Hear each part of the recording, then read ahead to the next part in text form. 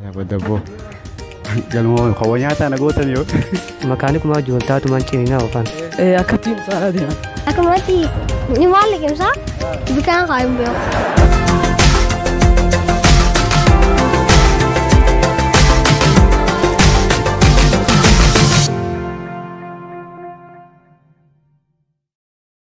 Hayaga daawwattoota keenya sagantaa teenya qabannee dhufnee jira. Sagantaan har'a isin qopheessuun deemnu sagantaa ajaa'ibaati. Gaafii gaggoonee turre isin garsiisu deemna. Gaafiin har'a nama gaafannu gaafii confuse nama gootu waan namni firaan eenyu nama gaafannaa jechuudha. Gaafii isaan quban qabne wanni isaanitti himnuu fi wanni gizee kaameraa dura isaan finne isaan gaafannu waan ajaa'ibaati. Namni hedduun qaanfachuu kaameraa irraa kan ta'e amanee ture. Sagantaa bareedduudha. Sagantaan osoo ittiin seenuu dura hundi keessan subscribe tuqaa mallattoo jala turtana warri chaanaalaaf keessummaa taatan hanqa yoomii keessummaa taatan hanqa yoomi bilisooma chaanaal khiyyaratti illee taatume subscribe tuqaati hundi keessanuu maatii ta'an isin injaa sagantaa bareedduudha nu wajjin turtii gaarii. Hayaga daawwattoota keenya ammas kunoo nama biraa arkannee jira gaafiin teenya itti muftee jirti maqaan keenya Muktaar naan jedhan. Muktaar jechuun nama sodaachisu nama giziin laaluuf fuula keessa giziin harke sodaadhu nama waggaa 50 wayif mana hidhaa maraattotaa keessa ture leenji kana bahee kunoo har'aan tana qabnee gaafachuu jirra mee dubbiin tun naqamta ka dhuga Aboo maal haasofitasa? waggaa 50 mana maraattotaa keessa turtee jaan Eenyuun fayyan qaban hin maraanne takka. wannummaan inni maraateefu hin maraannee jaan mee dubbii tana kamilla Maqaan irra kaan kun waan duru jiru nama tokko gizee jibban akkana maqaan irra kaa'uun numa jira. maqaa si balleessanii atta Maqaan balleessan malee takka fayyan qaba. amma duraas maqaan balleessan jechuun maraate jechuun dhagaamee jira dubbiin tun naqamta ka dhuga Hayyee atu kanuma naan jiyetu waan kana narratti wanti godhe malee namni biraa kanaan jiin jiru. kijiba hetta Kijiba ka biraa irratti ansumaan naan jeetan. ammalee nama tokko arkannee jira maqaan keenya Maqaan kiyya Tuujiin jedhama. Tuujii ayeegaa daawwattoota keenya Tuujii jechuun nama guyyatti yoo xiqqaate daabboon 500 nyaachuu ni danda'amti jechuudha. Akkasuma biddeenii 500 nyaachuu ni danda'ama. Hojiitiin deebisee jira aja. Akkamitti ta'uu danda'a? Akkam jechuun hin hin galle. Daabboo 500 fi biddeenii 500 waliin mareetiin afaan kaayadhaa itti kun akkamitti ta'uu danda'ame? Hin danda'amu. Jettee haali danda'amaa si jaamma dhugaa himu jirraami. Daabboo 500 fi biddeenii 500 gubata akka ittiin afaan kaayadhaa itti kun akkamitti ta'uu danda'a jettame? Meebii afaan isaa bal'aa ta'uu danda'a. Sumaa jeensa'u. Jechuun an danda'uu mala jechuun afaan isaa yoo afaan. Jettee jaan amma nuti oduu qabatamaa qabannee dhufnee jirra. Daabboo 500 fi biddeenii 500 guutuu akka ittiin afaan kaayadhee achi buutee godhaa jettee akkamitti ta'uu danda'a? Akkaan hin danda'a afaan kiyyaa bal'aadha garaan kiyyaas guddaa waan ta'eef bakka mataa akkatti hin liqimsa. Ni liqimsitaa jechuudha. Daawwattoota keenya kunoo amanee jira hundaafuu galatoo fi tapha jirra. Galmoo naan jedhan. Galmoo jechuun nama ilaalcha addaa kophaa qabu nyaanni namni darbee karaarra bubeekuun hafuun qabu jee wali guuree nama nyaatudha. Akkamitti ta'uu danda'a? Galmoo khawanyata na gootan yo.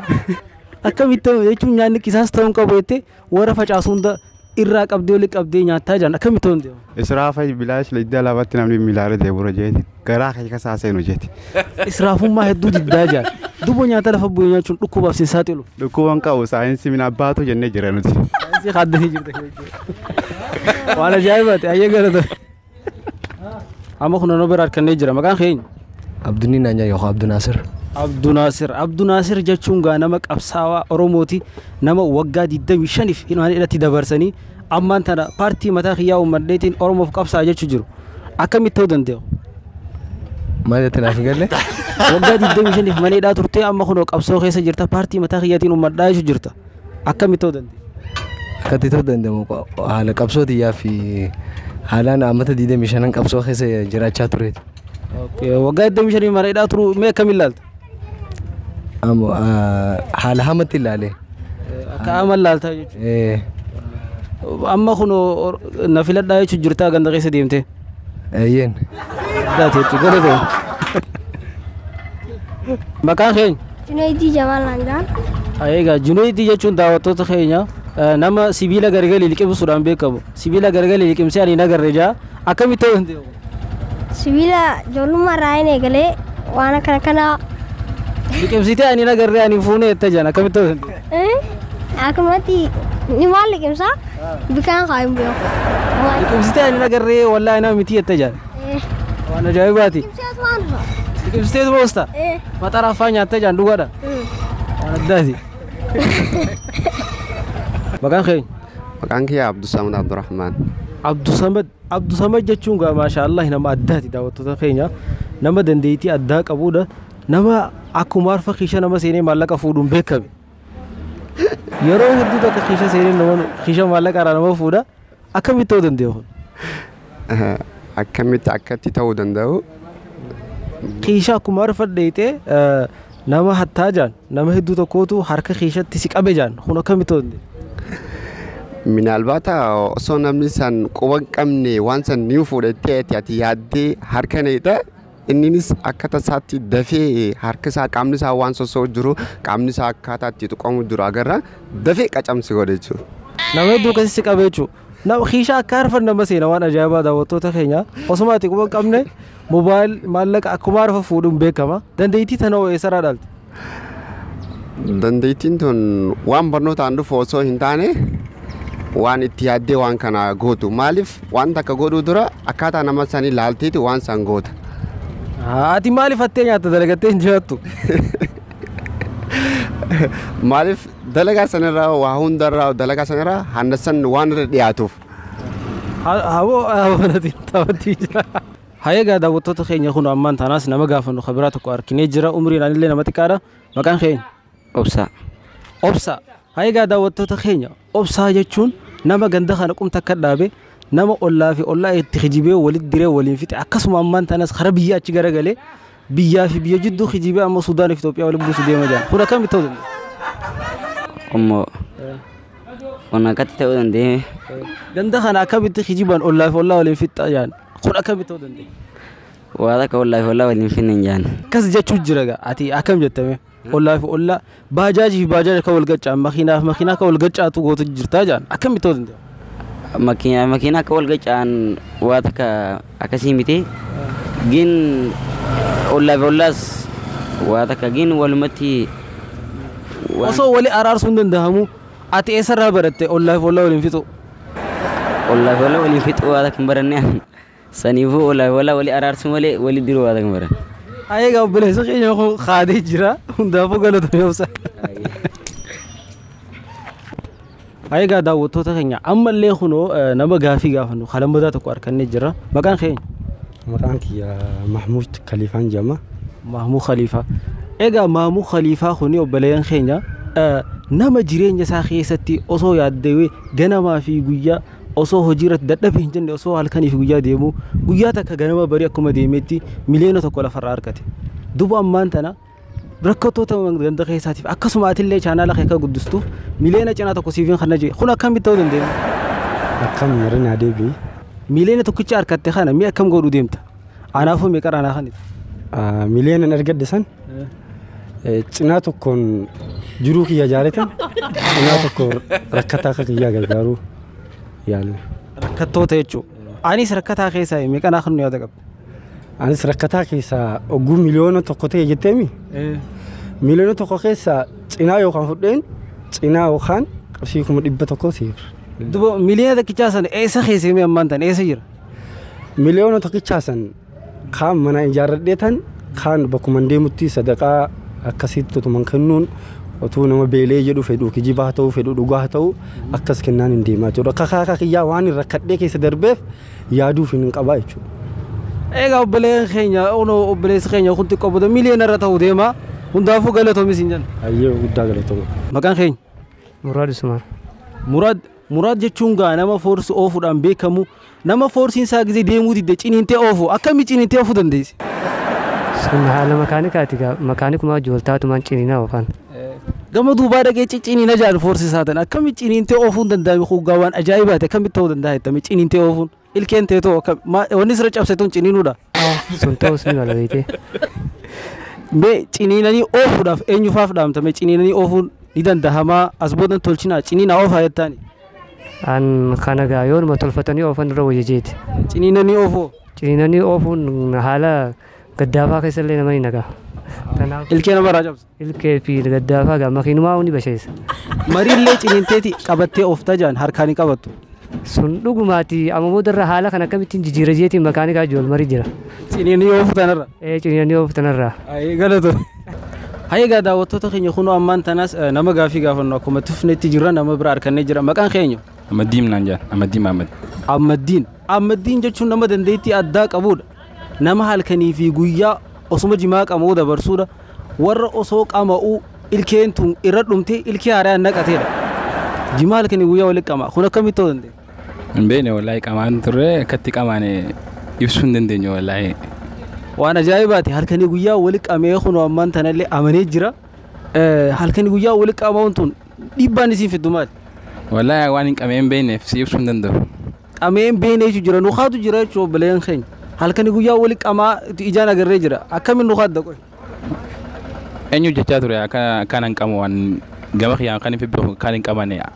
Ilkeesii haaraa naqatullee ani mana ilkeesii harkeetiin ture. Maaliif nuuxaadda?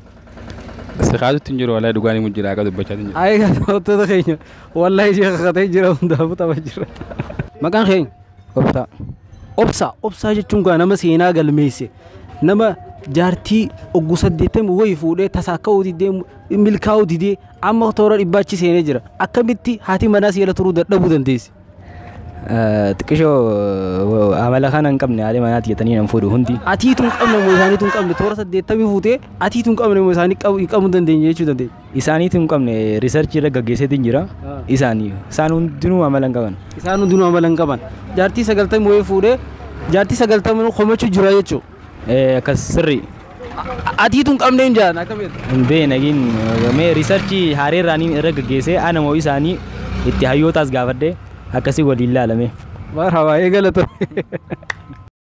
Hayyeegaa daawwattoota keenya kun ammaan tanaas nama bira kan gaafannu as bira nu biratti argama maqaan keenya? Waziir Abdurrahmaan naan jaan. Waziir jechuun gaa daawwattoota keenya warreen kubbaa miilaa keessatti beekamanidha.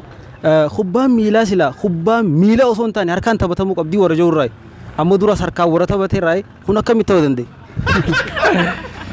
Gaafiin qabdi yeroo durummanni gizee taphatu kaachoo ijee harkaan taphata.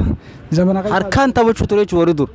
Ammaas harka deebuu qabaa miilaan dhiituun qabnu jettaati. Miilaan dhiituun gowwummaadha.